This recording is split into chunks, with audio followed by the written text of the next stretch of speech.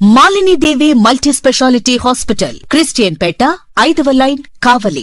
Doctor Guttipati Malinidevi, MBBS, MS, OBGY, కాన్పులు మరియు గర్భకోశ వ్యాధి నిపుణులు. మాలినీదేవి మల్టీ స్పెషాలిటీ హాస్పిటల్ నందు అందించు వైద్య సేవలు: సాధారణ కాన్పులు, సిజేరియన్లు, లాప్రోస్కోపిక్ ద్వారా గర్భసంచికి సంబంధించిన ఆపరేషన్లు, ట్యూబెక్టమీ, పిల్లలు లేకుండా operation, high risk pregnancy, ectopic pregnancy మరియు గర్భసంచి నీటి బుడగలు, గర్భసంచి జారిన ఆపరేషన్లు, రొమ్ముగడ్డలకు చికిత్స, నెలసరి ఇబ్బందులకు చికిత్స, మెనోపాజ్ సమస్యలకు చికిత్స చేయబడును. స్త్రీలకు సంబంధించిన అన్ని సమస్యలకు చికిత్స చేయబడును. పిల్లలు లేని వారికి ప్రత్యేక చికిత్స కలదు. ముఖ్య గమనిక: మా హాస్పిటల్ నందు కాన్పోయిన తరువాత తల్లి బిడ్డను ఉచితంగా మా వాహనంలో క్షేమంగా ఇంటికి చేర్చబడును. మా హాస్పిటల్స్ ప్రత్యేకతలు: ICU, lab, AC and non AC rooms, 24 గంటలు మెడికల్ షాప్, ప్రతి రూమ్ నందు వేడి నీటి సదుపాయం కలదు.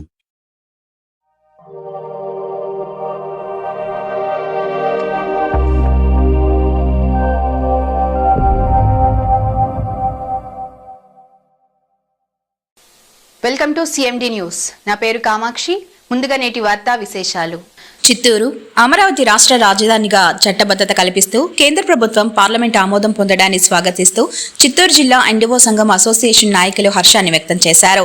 ఈ సందర్భంగా చిత్తూరులో ఎన్డీఓ హోం నందు ఏర్పాటు చేసిన మీడియా సమావేశంలో ఆ సంఘం జిల్లా అధ్యక్షుడు రాఘవులు మాట్లాడుతూ, ఆంధ్ర రాష్ట్రం విడిపోయినప్పటి నుంచి శాశ్వత రాజధాని లేకపోవడంతో ఇబ్బందులు ఎదుర్కోవడం జరిగిందన్నారు. ఉభయ సభల్లో తీసుకున్న నిర్ణయాన్ని తాము స్వాగతిస్తున్నామన్నారు. అలాగే ఉద్యోగుల సమస్యల పరిష్కారం కోసం కేంద్ర రాష్ట్ర ప్రభుత్వాల కృషిని వారు అభినందించారు.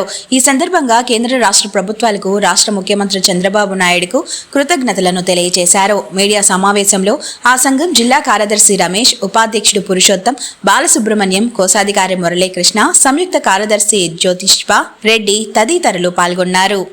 ఆంధ్రప్రదేశ్ నాన్ గెజిటెడ్ మరియు గెజిటెడ్ అధికారుల సంఘం రాష్ట్ర అధ్యక్షులు, అదేవిధంగా జేఏసీ చైర్మన్ అయినటువంటి శ్రీ ఆలపత్రి విద్యాసాగర్ గారు, అదేవిధంగా రాష్ట్ర ప్రధాన కార్యదర్శి డివి రమణ గారి ఆదేశాల మేరకు ఈరోజు మేము చిత్తూరు ఎన్జిఓ హోంలో ఈ యొక్క ప్రెస్ క్లబ్ను ఏర్పాటు చేయడం జరిగింది.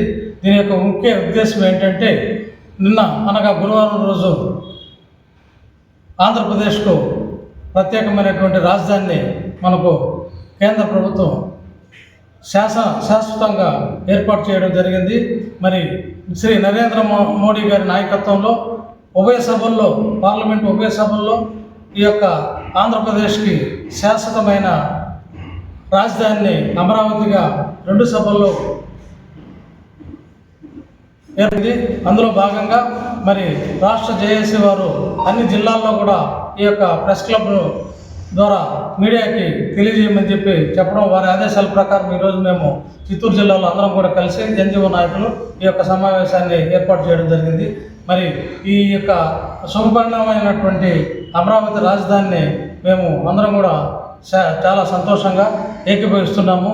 మరి గౌరవ ముఖ్యమంత్రి వర్యుల వారికి కూడా మేము ఈ మీడియా ద్వారా శుభాకాంక్షలు తెలియజేస్తున్నాము. మరి 2014 జూన్ నుంచి ఇప్పటి వరకు శాశ్వత రాజధాని లేకుండా ప్రభుత్వ ఉద్యోగులుగా మేము చాలా బాధపడుతూ ఉన్నాము. అంటే రాజధానిని కర్నూలులో కానీ లేదా విశాఖపట్నంలో కానీ ఏ ప్రాంతంలో పెడతారో తెలియకుండా ఉన్న పరిస్థితుల్లో ఇన్ని రోజుల తర్వాత ఇప్పటికీ శాశ్వత రాజధానిని మనకు అమరావతిలో ఏర్పాటు చేసినందుకు చాలా శుభపరిణామం అని తెలియజేసుకుంటూ మీడియా ద్వారా మేము చాలా సంతోషాన్ని వ్యక్తం చేస్తున్నాము. అదేవిధంగా ఉద్యోగస్తులకు రావాల్సిన బకాయిలన్నీ కూడా ఈ యొక్క ప్రభుత్వం చాలా వరకు కూడా క్లియర్ చేస్తూ ఉన్నది. మా ఉద్యోగస్తుల యొక్క సమస్యలు కొండలాగా పేరుకుపోయినటువంటి సమస్యలన్నీ కూడా గత ప్రభుత్వంలో ఉన్న సమస్యలు ఒక్కొక్కటిగా ఈ ప్రభుత్వం మాకు నెరవేరుస్తూ ఉన్నది. కొండని ఒకేసారి మేము తొలగించలేము కాబట్టి ఇప్పుడున్నటువంటి రాష్ట్ర ప్రభుత్వానికి మేము విజ్ఞప్తి చేస్తూ మా యొక్క సమస్యలను ఒక్కొక్క రాయిగా తీసుకుంటూ మా యొక్క సమస్యలు కూడా ఒక్కొక్కటి తొలగించుకుంటూ మేము ఈ యొక్క ప్రభుత్వంతో అన్యోన్యంగా ఉంటూ మా సమస్యలను సాల్వేషన్ చేసుకుంటున్నాము. మరి బకాయిలన్నీ కూడా పెన్షనర్లకి సంక్రాంతి ముందుగా ఈ ప్రభుత్వం రిలీజ్ చేయబడింది. మరి అదేవిధంగా సిపిఎస్ ఉద్యోగులకు మ్యాచింగ్ గ్రాంట్ కూడా ఈ ప్రభుత్వంలోనే వేయడం జరిగింది. ఇప్పుడు అంటే నిన్న దాదాపుగా 7,350 కోట్లు ఈ యొక్క ప్రభుత్వ ఉద్యోగస్తులకు ఏవైతే పెండింగ్ ఉన్నాయో అవన్నీ కూడా నిన్న సానుకూలంగా ఆ గ్రూప్ ఆఫ్ మినిస్టర్స్ ద్వారా ఇవన్నీ కూడా ప్రకటించి మరి ఈ ఒక్కొక్కటిగా మాకు యొక్క సమస్యలన్నీ కూడా ఆర్థిక సమస్యలన్నీ కూడా సాల్వ్ చేస్తున్నారు. జీపీఎఫ్కి సంబంధించి మాకున్నటువంటి 847.83 కోట్లు జీపీఎఫ్ బకాయిలు చెల్లిస్తున్నారు. అదేవిధంగా గ్రాట్యుటీగా 3,411 కోట్లు గ్రాట్యుటీ సంబంధించిన బడ్జెట్ రిలీజ్ చేయడం జరిగింది. మరి రిటైర్ అయినటువంటి ఉద్యోగస్తుల యొక్క లీవ్ ఎన్కాష్మెంట్ 1,800 కోట్లు రిలీజ్ చేయడం కూడా జరిగింది. మరి అదేవిధంగా పోలీసులకు అదనపు సరెండర్ లీవ్లు 2,223 కోట్లు రిలీజ్ చేస్తూ ఇందులో భాగంగా నిన్న 76 కోట్లు ఏపీజీఎల్ఐలు గ్రూప్ ఇన్సూరెన్స్లు కూడా నిన్ననే ఈ యొక్క బడ్జెట్ను కూడా కేటాయించడం జరిగింది.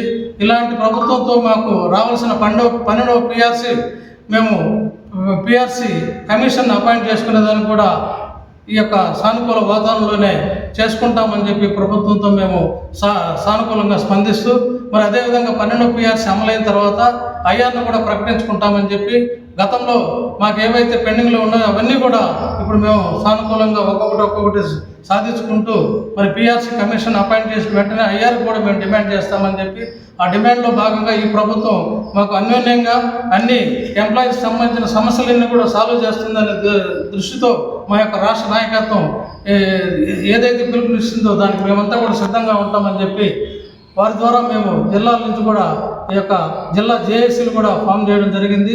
జిల్లా జేఏసీల తర్వాత మళ్ళీ తాలూకా లెవెల్లో కూడా జిల్లాలో ఎలా అయితే జేఏసీలు ఫార్మ్ చేసామో తాలూకా లెవెల్లో కూడా అదే జేఏసీలు పునర్వ్యవస్థీకరించడం కూడా జరిగింది.